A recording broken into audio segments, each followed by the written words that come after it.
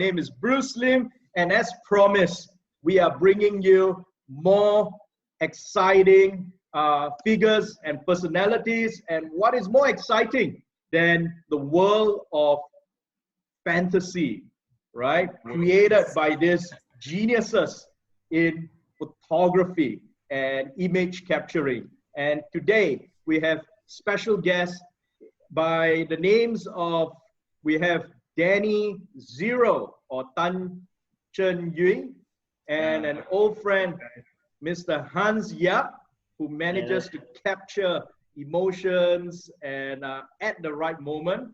And we have the big taiko, all right, of the world of photography, Mr. Patrick Lau. Welcome to the program. So yeah, so we have got three very, very talented photographers, each with their own styles, we shall see.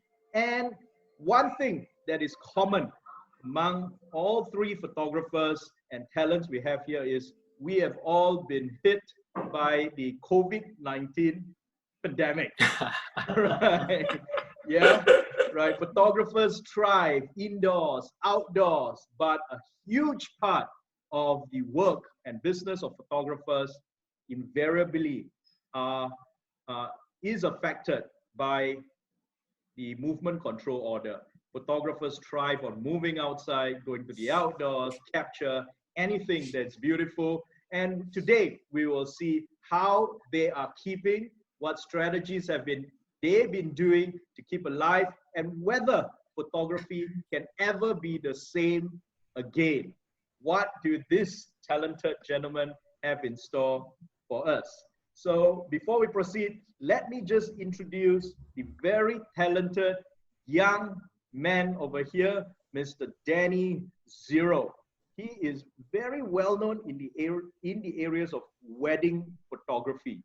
So if you have got an Instagram, you have seen celebrities, somehow they would have been, the good ones would have been touched or created by Danny Zero. He's been recognized as one of the 7 top wedding photographers.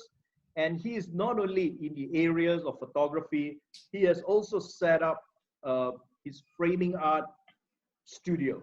So thank you very much, Mr. Danny Zero. So much accomplishment for one so young. Welcome. Thank you, Dato. Thanks for having me. Right, let's take a look at some of Danny's work here. And you can see he also does pre-wedding photography as well. In studio, outdoors, and he also specializes in international photography. And these are some of the clips you can find in France, the city of love. Interesting. Right, thank you.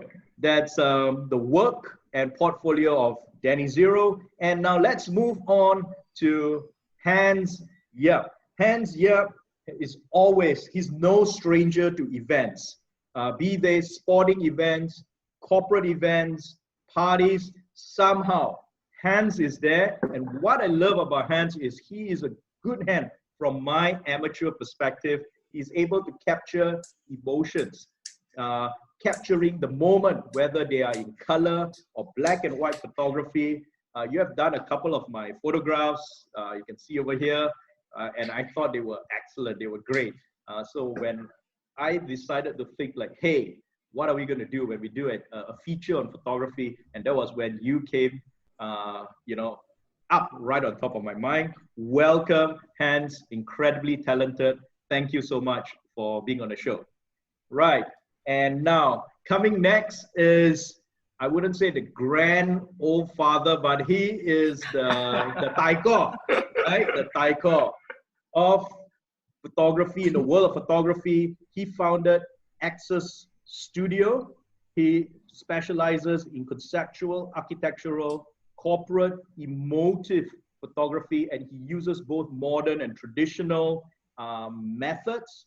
And he has gone beyond photography as well. You have provided classes, and I think you are also very active in the association part, being in Branding Association of Malaysia That's where I know you. You've got affiliations with MRCA, Malaysia Retail Chain Association. That's how I knew you. And I remembered you at one of our conferences. You created photography together with new media where images can really pop out, AR, VR stuff, really, really neat. And you have recently also set up, what is it, the Association of Wedding Photographers, is that it, Patrick? Wedding Professional Association of Malaysia. Yeah. That's right. So that's the association. So you are active in that scene. Welcome. And the list of recognition and accolades is just too long. It has spanned, more than 20 years, and it's going to be available right there on the screen. But that's a capture. So thank you very much. 3 incredibly talented people over here. And back to our topic. What do you think? That's how much I know you. Probably gives you can tell us what is your specialty, because when we knew photographers, it's just people with fantastic equipment beyond the handphones that we have, and you can capture. What is your angle? What is your specialty, and who are your clientele? So that at least gives us a different understanding, a different layer of your work and art. Danny. Okay. So I actually started my journey of photography back in 2011 when I was studying in Australia. So I got to decide to choose a place that is boring enough for not to distract me on my study.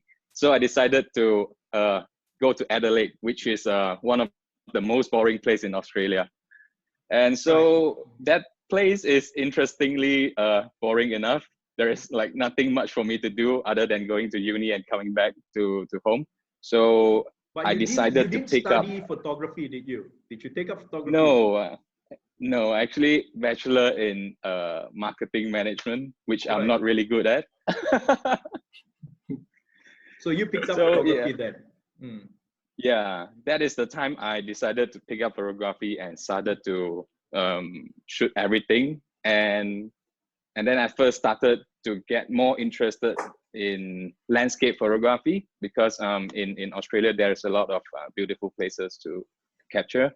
And after the 3-4 years later, I started to venture into wedding photography. That is when I meet my first sifu, Kedazi, in Kedazi photography. He teaches me how to get involved in the wedding industry and how to shoot portraits. And that is it until now. So just recently, at the beginning of 2019, that is when I started framing art photography myself. Yes. Very, very interesting.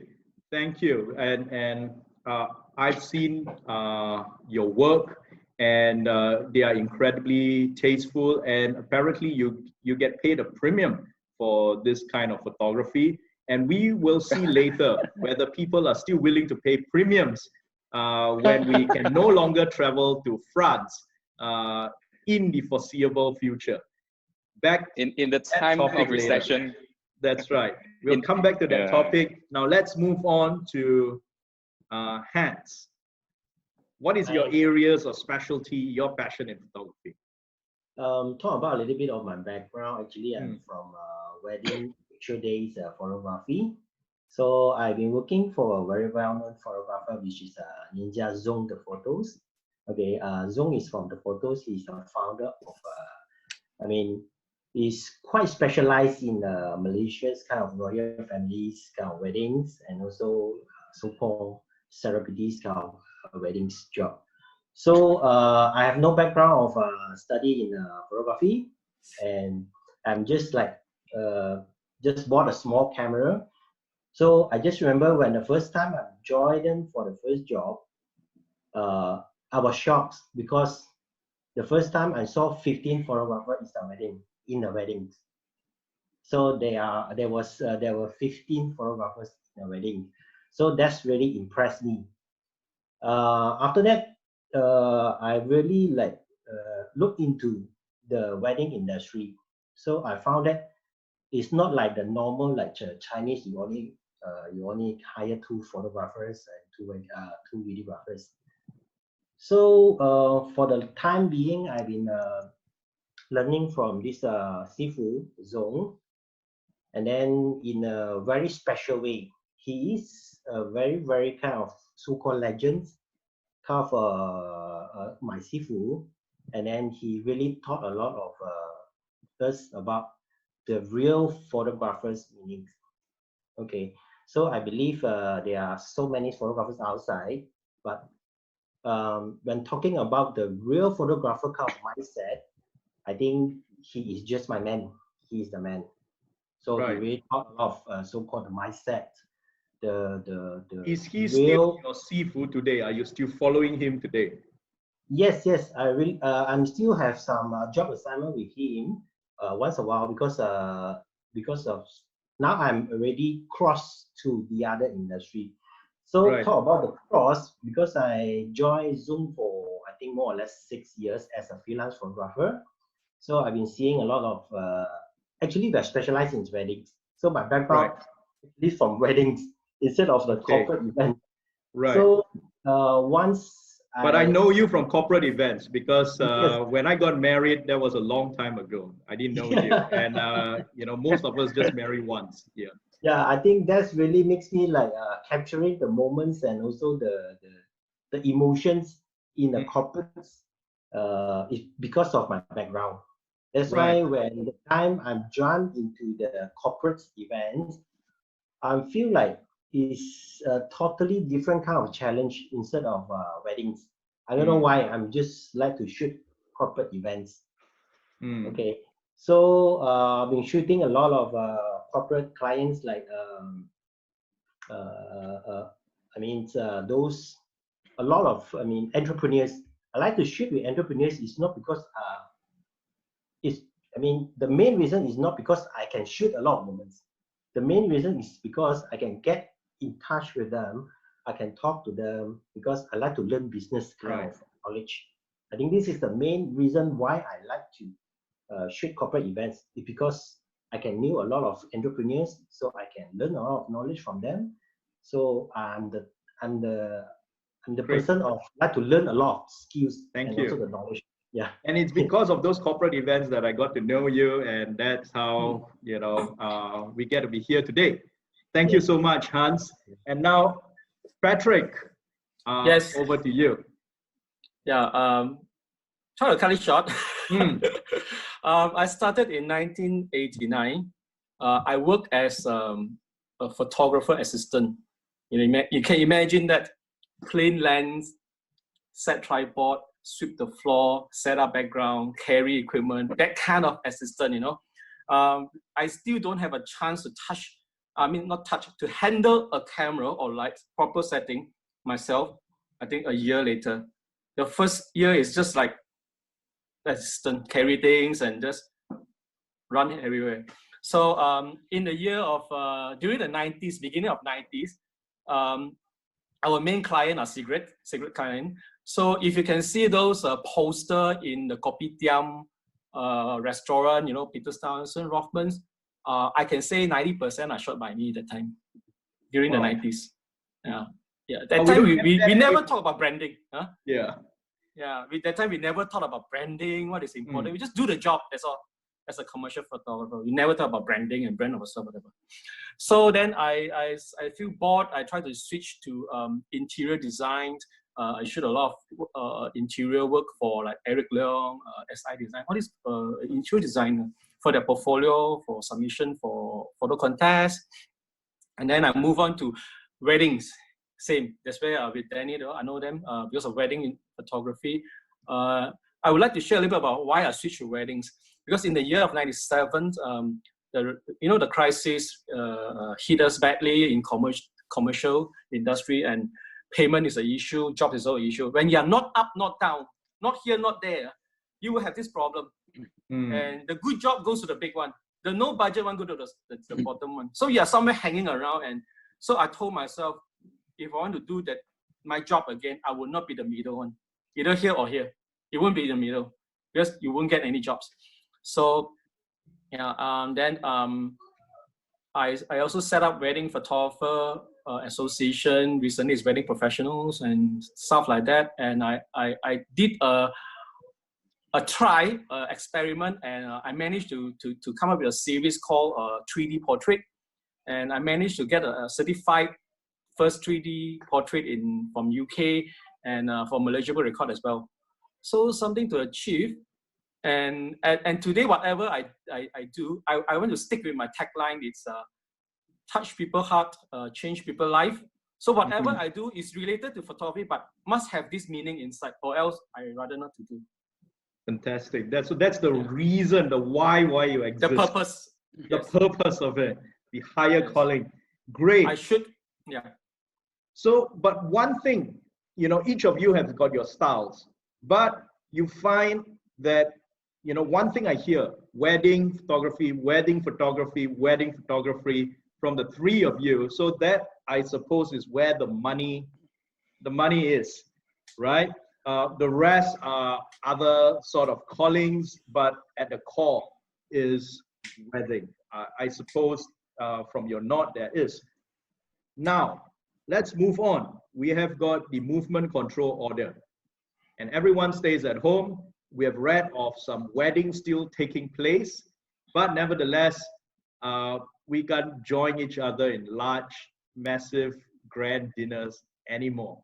So how has that affected, your lives, which has wedding, at the core of it, because you have your art and you have got your business to run as well. So how has that affected you, Patrick? Okay, definitely we can't do anything during the MCO, or maybe even after MCO because of mass gathering. Wedding is a mass gathering, and today just announced we cannot have events, we cannot have anything. Yeah. WPAM and a few more association, wedding-related association, we do write a formal letter to the minister and send in our SOP. So hopefully they allow a small wedding, 10 or 20, at least going on, at least it's going on rather than it's zero. So if this continue for another 6 months, the whole industry will definitely sink for weddings. But for pre-wedding, I think we can do it now, since it's only the couple and you, three of you. So maybe by the time when we should just ask them to remove the mask and do it indoor, maybe. Yeah, that's how I look at it. Pre-weddings is still a possibility, but the wedding event itself is affected, and it's already more than 2 months, almost 2 months right now. Yeah. Yeah. And how much of business is affected due to the MCO? Okay, no business is one issue. No business is one issue. Whatever already booked earlier, some ask for refund and cancellation. That is the biggest problem.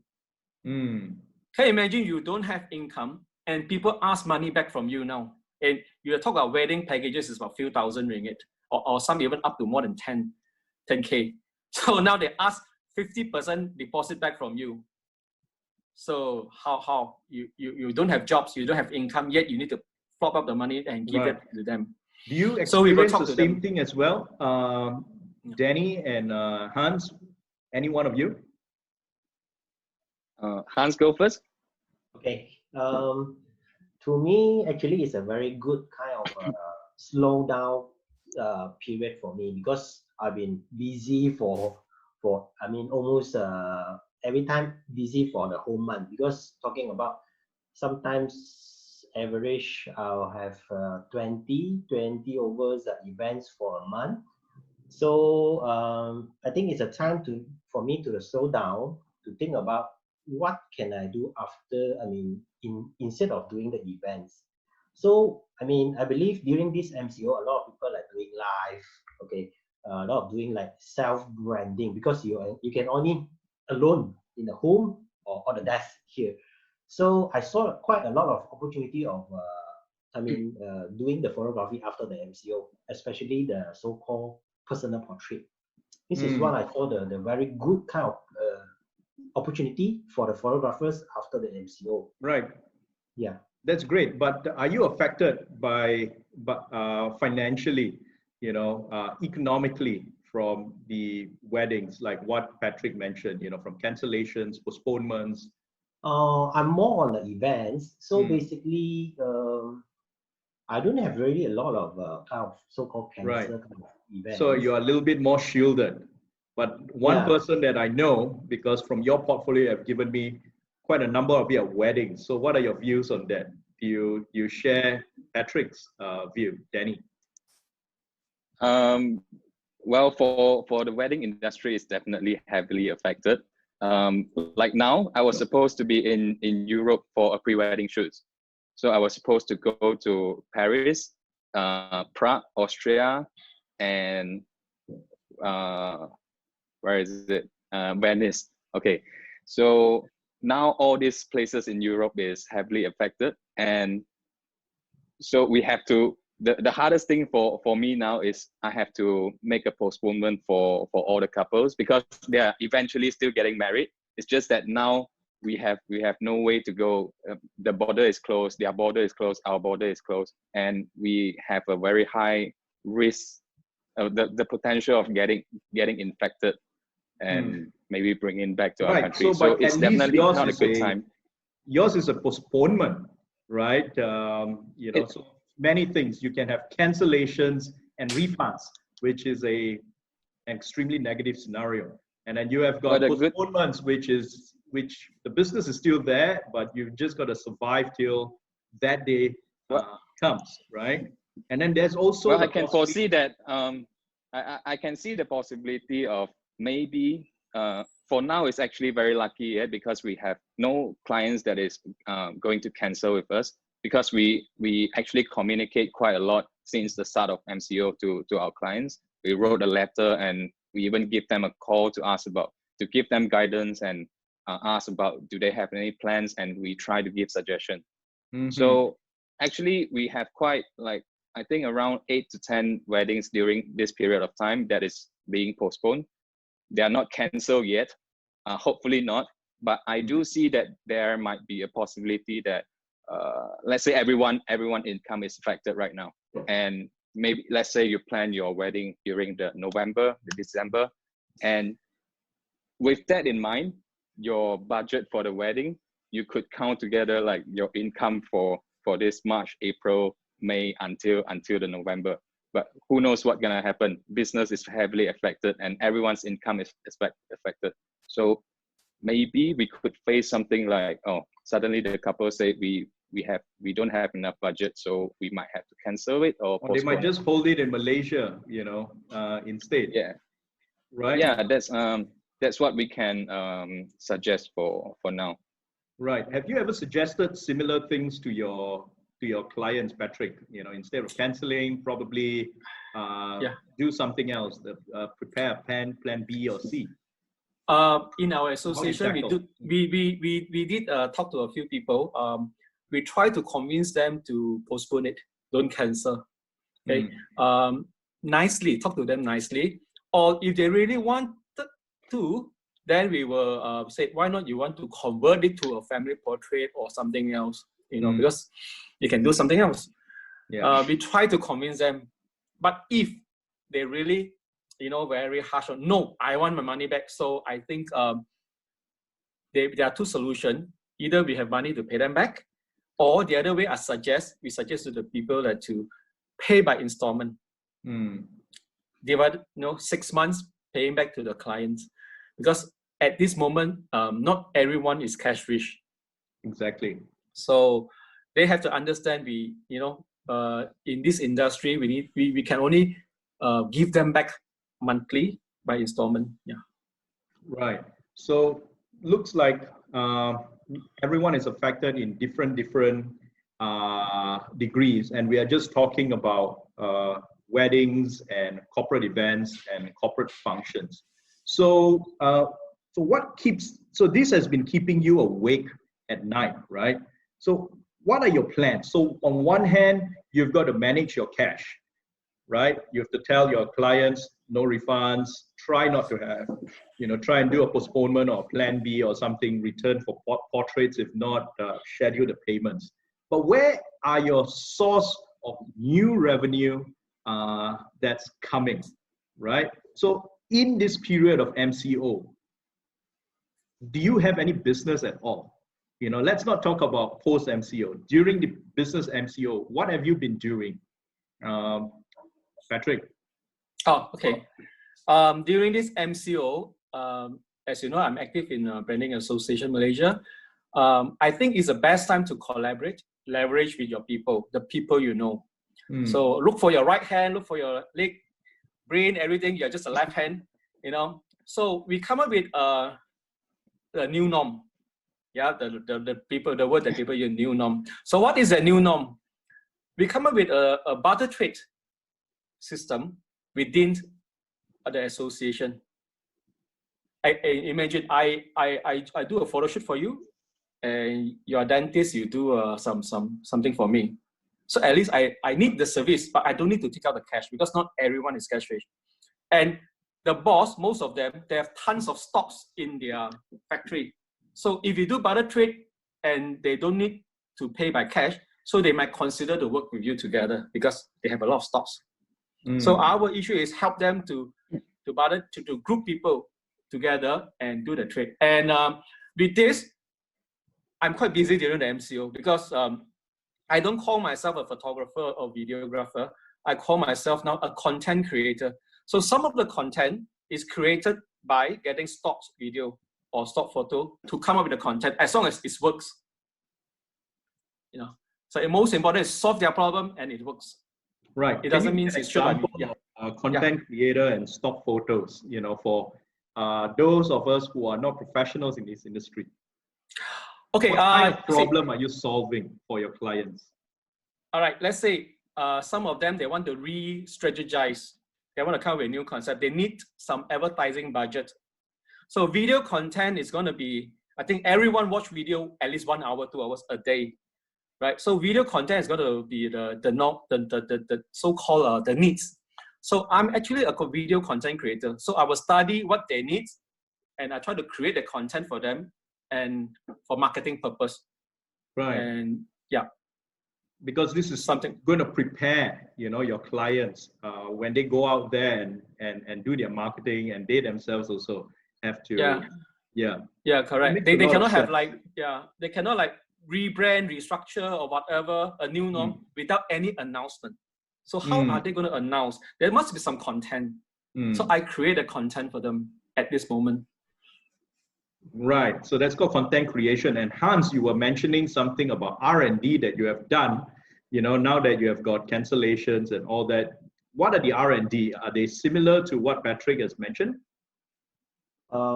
Actually, before MCO, I mean, the last few years ago, I already started to aware some of the so-called online business. So I have also learned some skill and knowledge, I mean, before the MCO. And also during this MCO, I have already taken few courses of doing taking the social media course. Okay. So before MCO, actually, I have already 3 online businesses on my hand. That's why during this MCO, I've been not so called heavily infected. Okay, one of my businesses is doing the printing, which is the last mile printing, which is related to my photography, that is printing canvas. Okay, so basically I'm using the social media kind of knowledge apply on my printing business. So during this MCO, I have done a so-called promotion, so-called pay in advance, get rebate. That means, for example, you paying 1,000 ringgit credits, and then you get 200 ringgit rebate.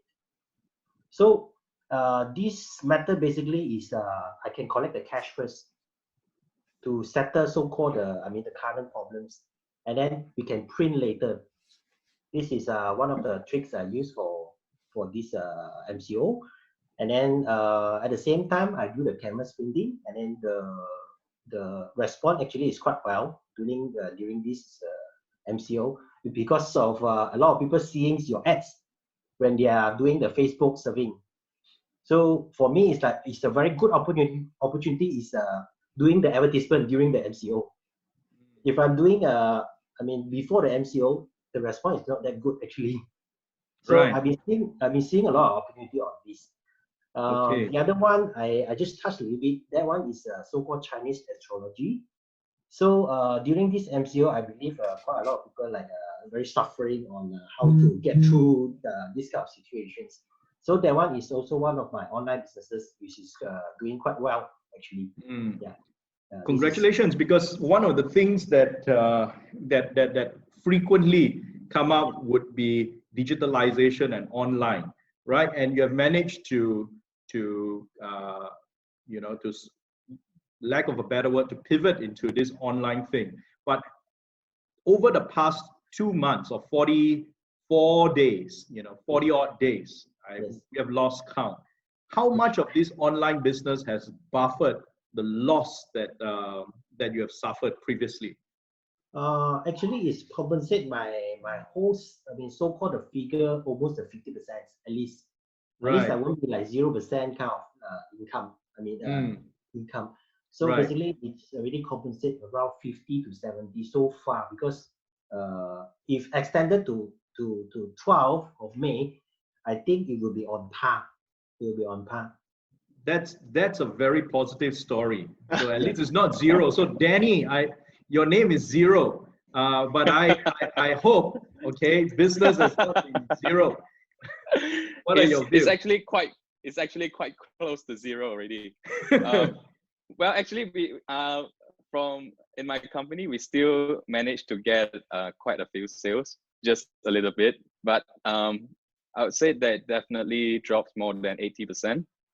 And even if we got quite some inquiries during this moment, because what we are trying to do is we know that on the wedding side, we already planned for everything that we can do possible, which is like Patrick and Hans said just now, is about the pre-weddings, because that is the only thing after the MCO we can go out. Probably the only thing that we can go and shoot, and wedding doesn't seem to happen in any time close. So we also try to do some discount and rebates on our pre-wedding package on Malaysia. So that is the thing that we're trying to do. And also I'm launching a new service line, which is called FA Commercial, which I sent in the Avengers group. I'm not sure if you have seen it yet. So that is actually my new service line, focusing on doing commercial photo shoot and what is it called? Because during this time, a lot of people actually found out the importance of going online and going e-commerce. So I can see that a lot of brands, they are actually feeling such big impact on them, and they can feel how fragile their business model is. So I think this is a good time that we try to offer this kind of service to shoot maybe their products and to provide a better branding presence for them online. So I managed to get maybe about 2 business for now. I think it's, yeah, I'm quite happy with that. It's not a lot, but at least I can start with something. And I've been trying to promote this around my circle of friends, and the response is okay.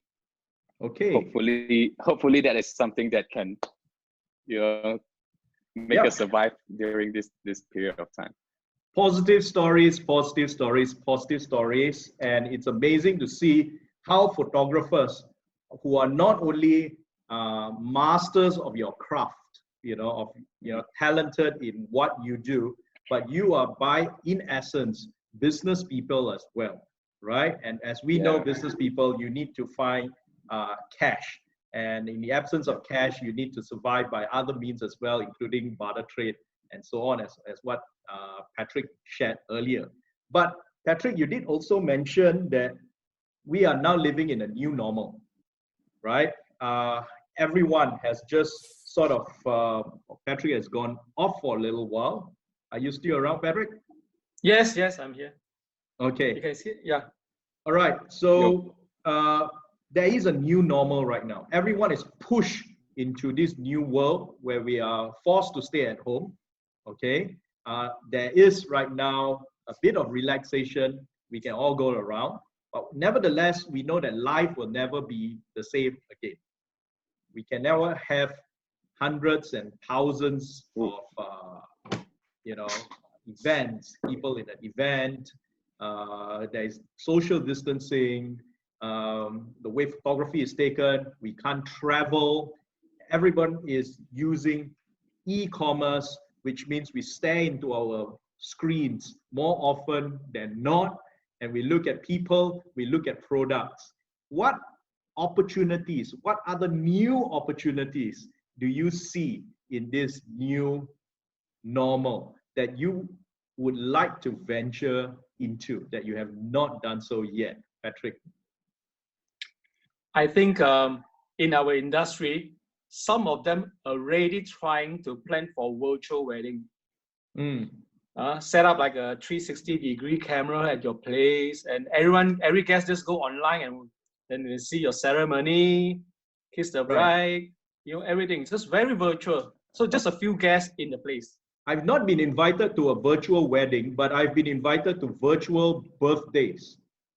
Yes, correct. During the MCO period, is that an opportunity as well? I myself just experienced it not too long ago. It will be a lot of virtual wedding coming soon. Like my Butter Trade project, we're going to launch it on the 12th. We will do a virtual launching. On the 12th. So I think go virtual is the right word. Go online is the right word. New norm is the right word. Re-strategize and restructure everything. So you cannot be the normal way anymore. Right. Okay. Now I also read your background. You also provide classes as well, photography classes and so on. And now, obviously, right now with social distancing, you can't get a class together, in a confined space. Do you see an opportunity for webinars on photography gaining traction in a big way? Or do you think photography lessons, is there an opportunity there, or there's none because you need to have that personal one-on-one interaction? What are your views on that? For webinar, definitely before MCO, before this crisis, there's a lot of webinar, but it's just that people don't bother, they don't care, they prefer one-to-one, face-to-face. But after this COVID-19 crisis, I think people are already used to that webinar system. I have a webinar later on talking about business in photography with my students, and I have another one week later for a group of photographers, 300 of them in Bangladesh. So we're going to do it monthly, webinar for Bangladesh photographer group. I think it's a need, but technically somehow it's not easy to, just like food. I can tell you how to cook a food, but how you're going to taste the food, you can't taste it, So that's something that is missing. But I think a webinar, a lot of people try to do webinar, but I can see this webinar, you must have followers first, because people join your webinar because of they trust you, not because of you teach. There are so many classes outside. So I think you must create a follower first if you want to seriously go into webinar. Right. And you mentioned followers. And one thing in this new normal we have seen, we have seen ordinary people that they could be entrepreneurs, they could be experts, and everyone is suddenly on Facebook Live, sharing something, and that's created new personalities. Do you think that's an opportunity there? Hans, you talked about, you were doing a lot of R&D aside from your printing business. You say instead of doing photography, you like to capture personalities and so on. Have you been approached by this newfound, internet, at least, celebrities in their own minds? Okay, for this MCO period, I have some of the, so-called the ideas, which is, in the business kind of view, because I'm always taking photography, no matter, most of my business in a business kind of view, instead of too much on the so-called the photographers mindset. So basically, I saw a very good opportunity is everyone is using the handphones. So taking photos, I believe a lot of people also see a lot of people, teach how to use the handphone to take photos, no matter it's overseas or Malaysia. There have been quite a lot of courses this webinar. So actually before the MCO, I already done few courses of, not courses, few activities of using the handphone. I mean, you use your handphone, shoot portrait, and then I will teach you from shooting until you edit with your phone. It's the full set kind of so-called portrait. Of course, this is not a so-called a way of spoiling the photographer's kind of business. I believe this is cannot consider as a spoiling kind of a photographer business, because you can see like a lot of TikToks, there are a lot of editing kind of software outside.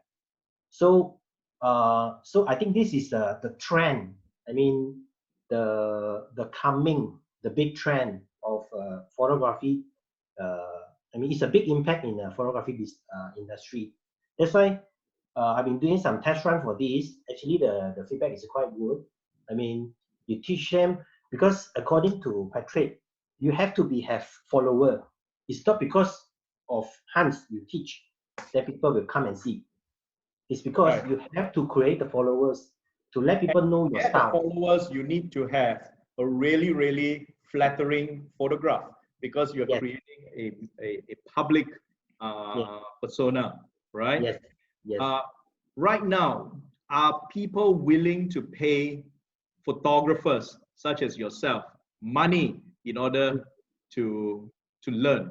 And not only money in a class, but money online to take lessons from you, Hans? Okay, for this one, like I'm still like respect to Patrick's opinion. You have to create the follower first. To me, I'll be like free of charge of doing some talks to get people to know about your lifestyle, your mindset. Like what Patrick said, our photographer take photos. Sometimes it's not because of the good angles. It's because of have a very good attitude and mindset. I think this is also I learned from Patrick and also my Sifu Azong. So when people know about your lifestyle, know about yourself, so they will, I mean, straight away become your followers. When you have this kind of followers, they will you will create word of mouth. So they will help you to promote. I mean, this is the way of photographer industry, how it works. Right. I mean, to me, my point of view. So my kind of clients network works like this way. Fine. Yeah. That's interesting. You know, what I find is, first, people want to learn to do something. Then after a while, they being business people, or they have their own full-time jobs, their full-time business, they can indulge in this as a hobby temporarily during the MCO.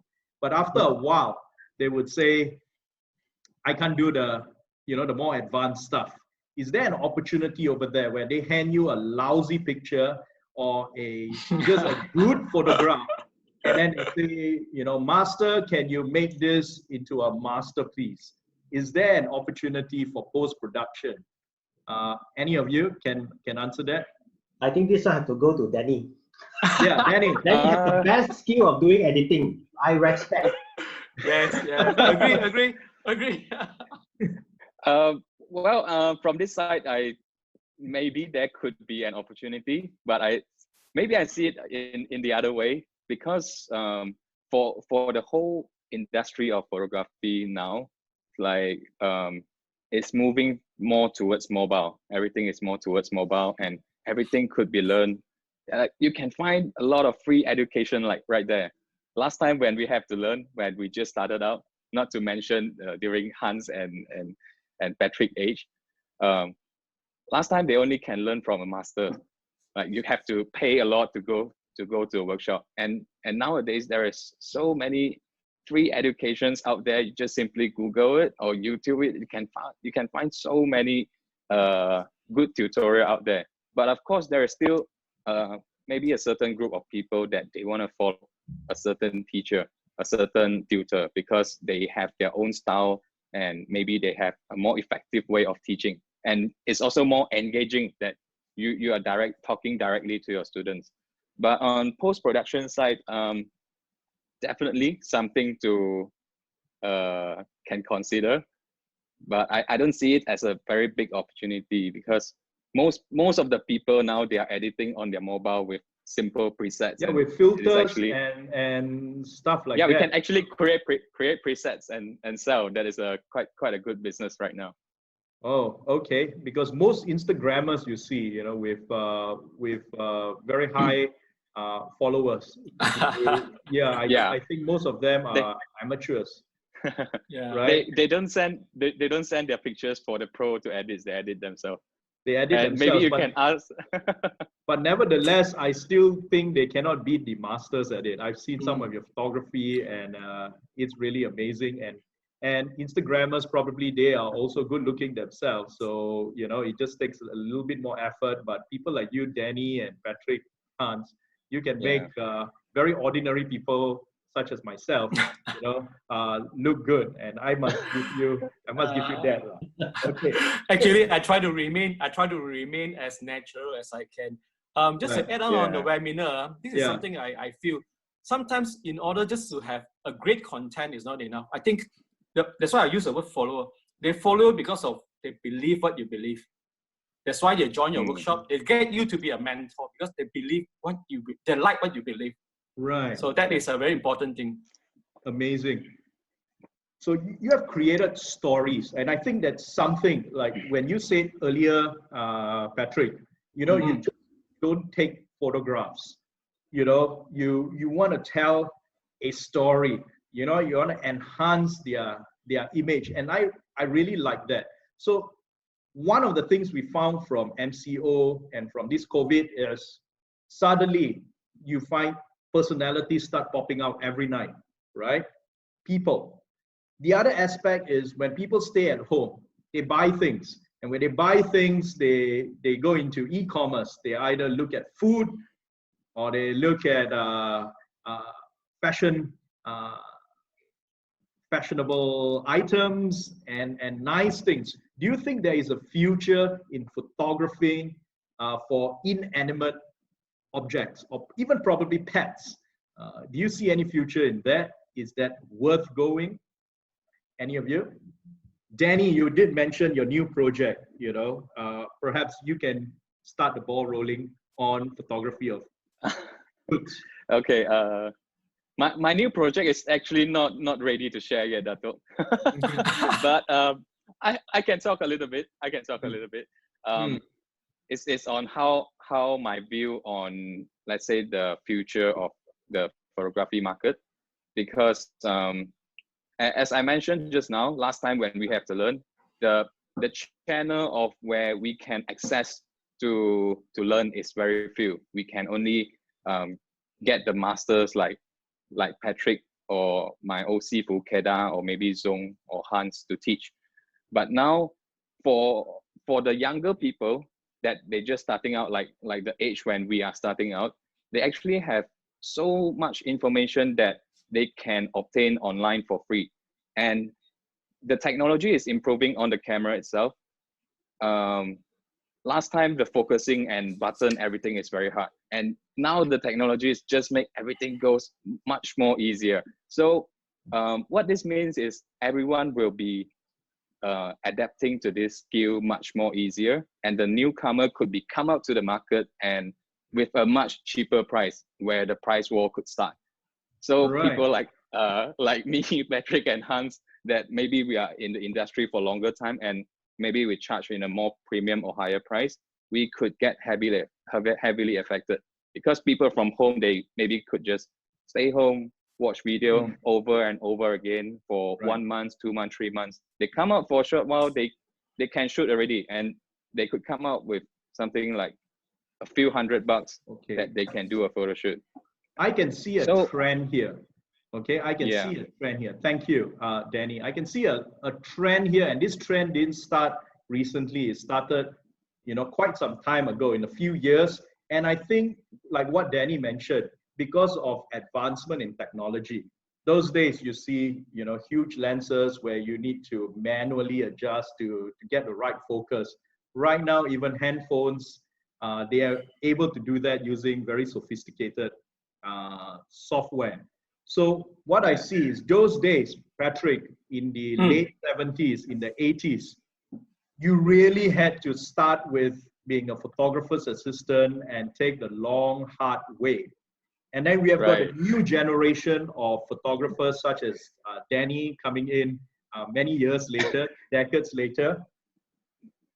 It took you a much shorter time to get to this level because you have the advantage of technology bringing you up to this level, right? But you are still very, very accomplished photographers and professionals in this field. But right now, as technology advances, do we still need professional photographers, or are you all being replaced by your own clients who do it themselves? Would there be a scenario whereby wedding photographs are taken by friends and family members? Would there be a scenario where corporate events are taken by people from even their marketing, A&P or PR department? What is the future for photographers, and what role do you see is being played? Very quickly. Patrick. I would like to share my point on this. Okay, Danny. Yeah, please. Okay, I definitely see that there could be, I wouldn't say there's 100% possibility, but I would say that it could be, because there's actually a robot now, some technology that they are developing in China, which they use something like an AI to, stick the whole camera on a robot, and then the robot will just move around it, because AI just pick up information that whatever we have for them, whatever data that we gather, they have it, and then maybe they can do something better. I wouldn't know, but there is definitely something you can set on it and they can do the job. But how good they can do the job, because photography is still more on the art side, and I would say let's say the technology and the AI would be getting more far advanced, since the 5G is coming out very soon. This would definitely boost the robotics and the AI into far more advanced that we could ever know. So we definitely know that there's a lot of industry that will have their job replacement, like the factory workers or even the lorry driver. They could be replaced. Photography is not so easy to replace, but I would think that this will actually make our life harder and harder. So we will have to think for photographers. Hans, if you were to meet a young budding person who is interested in photography, he comes to you and says, Hans, I want to take up photography as a career. Would you advise him to? Is there a future for him? Yeah, definitely. Because okay, I see very positive on this industry, because also according to my sifu, so my sifu has one sentence which is quite inspired me a lot. So he say in Chinese, but I translate in English lah. I try my best lah. He say, don't be the number one, you must be the only one. This is the sentence, the only one sentence I always put in my mind, because like what Danny said, photography, I mean, especially in weddings, of course, corporate will be put the other side first, especially in weddings. The eyes, the soul, the mind is all about yourself. Even though today I have trained a very good Todai, so he can't really focus. I mean, he can't really like copy me 100%.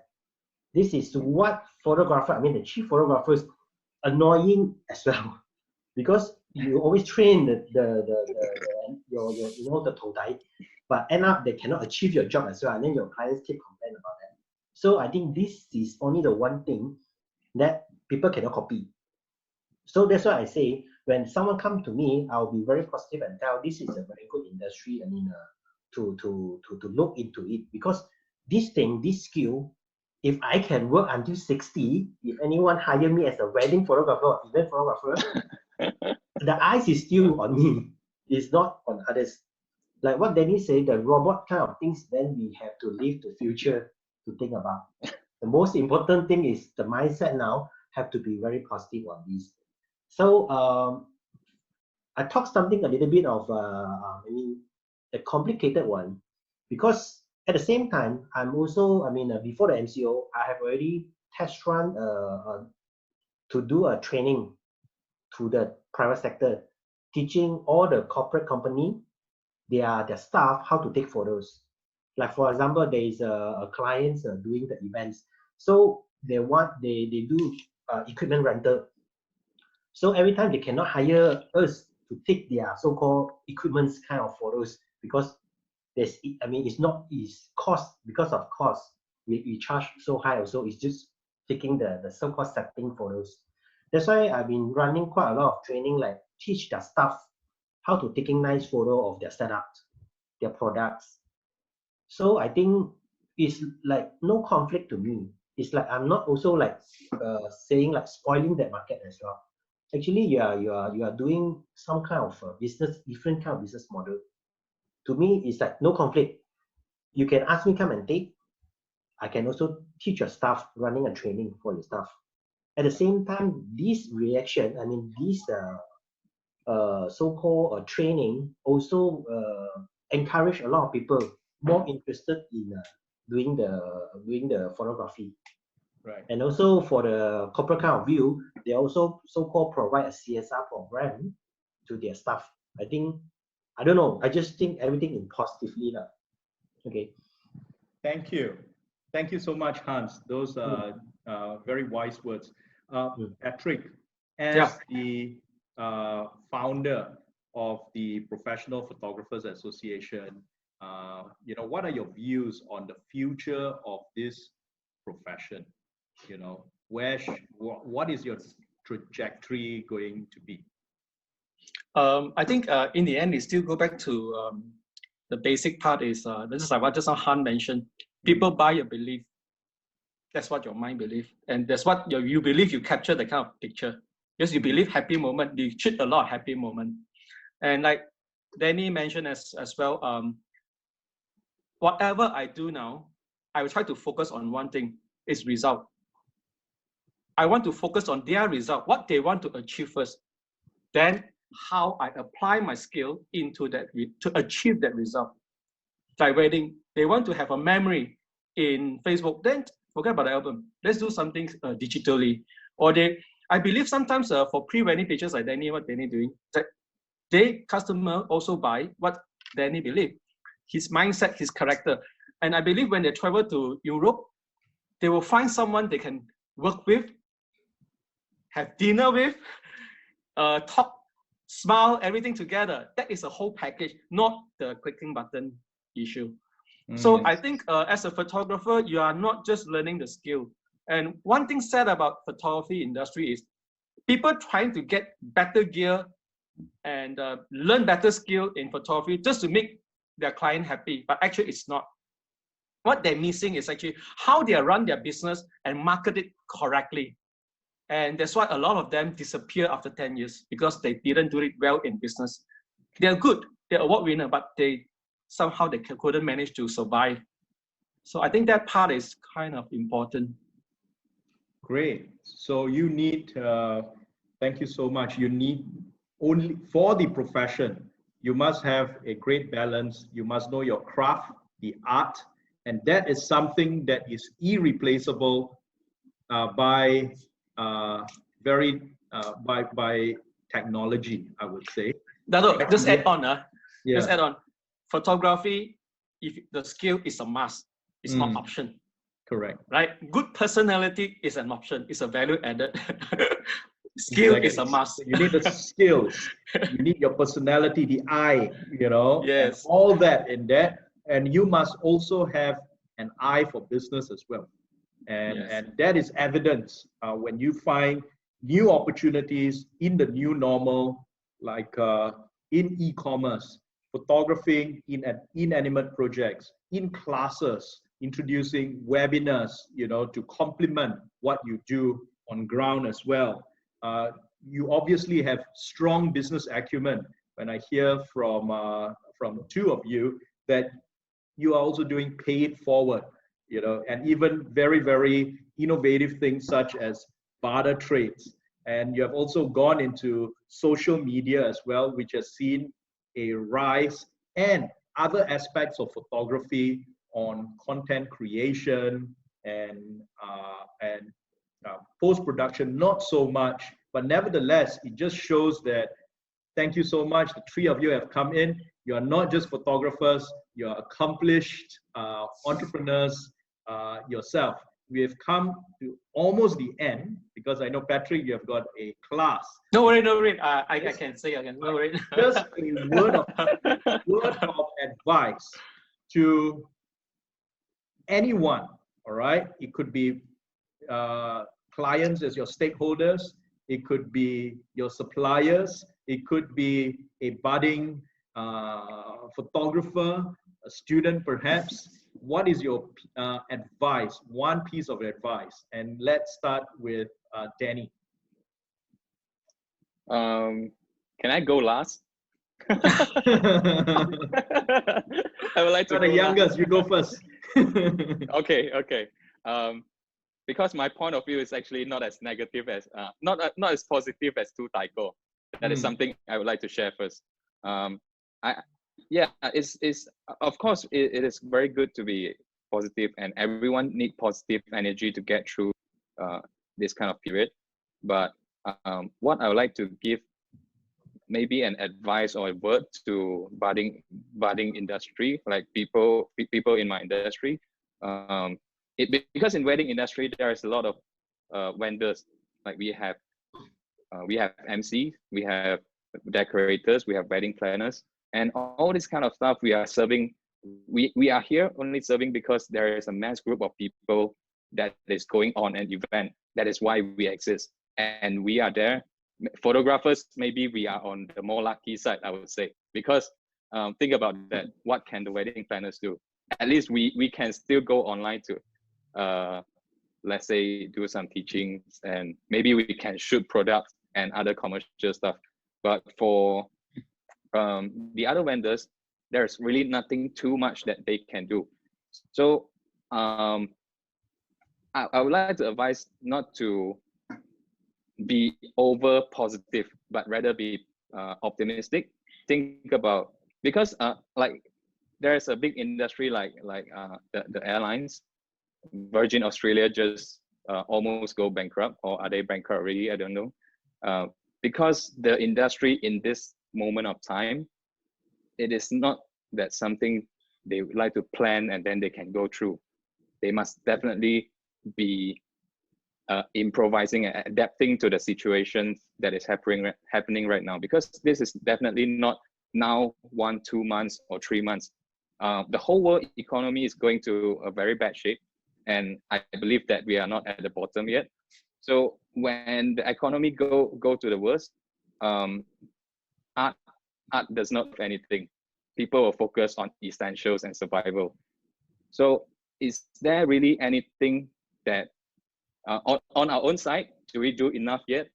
Or have we do our best yet? And have we planned for the worst? Do we really have a plan B if this doesn't work? So you really need to think about what's going to happening next, because this is not only in Malaysia. This is happening around the world, and the economy is going to be very bad. And when the economy is bad, what you are charging for in a premium, maybe you couldn't do that anymore. Maybe our industry is not important anymore. Everything will back to basics. So by that time happen, maybe you have to think about, do you need to repackage your service, or do you need to do some different pricing strategy in order to survive? Because eventually everything will go back to normal and economy is going to bloom again, but that is on a later stage. But during this period of time, how we must focus on not only, we hopefully not shut down, and hopefully we are not the one who only survive, but come out stronger after the whole thing is over. Hopefully we are the one that come out stronger, because definitely there's business that is going to close now. So during this period of time, maybe there's a lot of opportunity out there. Maybe we can acquire free talent, potential people out there. Maybe they're out of job, And do we see the opportunity of recruiting them? And maybe do we see a strategic partnership with other vendors? I think this is my words for the Thank industry. you. Right. Yeah. So I wouldn't say you are a too positive, but you have given a very real view of the situation. But nevertheless, there's some optimism in there. There is a silver lining behind the dark clouds that's enveloping us today. One thing you did mention, it's about survival, sustenance until the economy recovers. Life may not be the same, but it presents some opportunities, right? So Hans, those opportunities are there. The silver lining is there. When do you see, so now it's a question of surviving. And I think we have done a great job in surviving. You have got Pay It Forward. You are creating content. You have got your other onlines. And of course, you've got your printing services. All these make you survive. You mentioned it's reduced, but at 50% to 70%.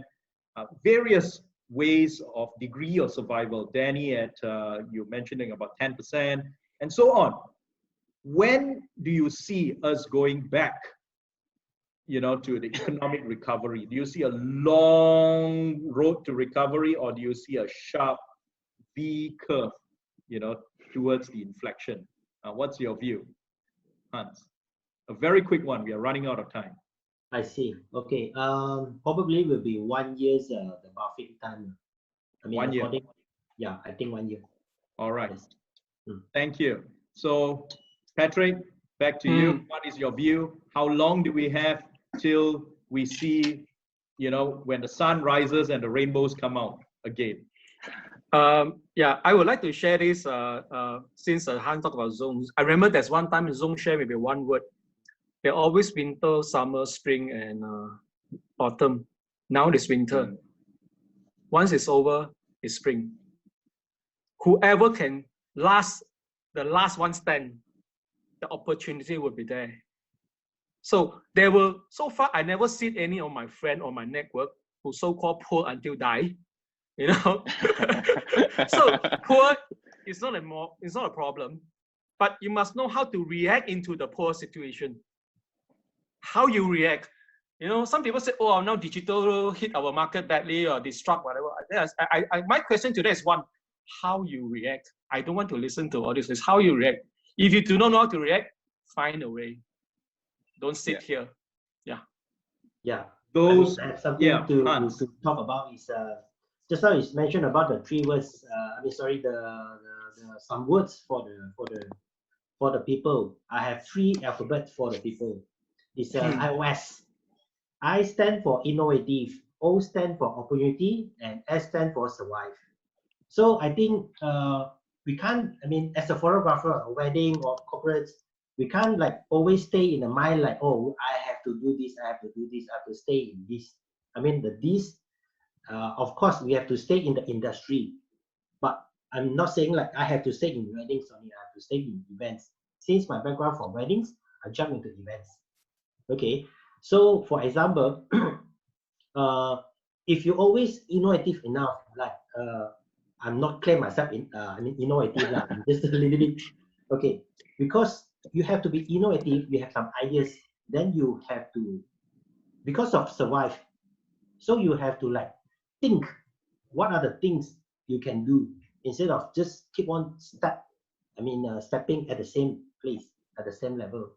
I think this is the most important as well. So according to Patrick as well, now it's the winter, the spring will come.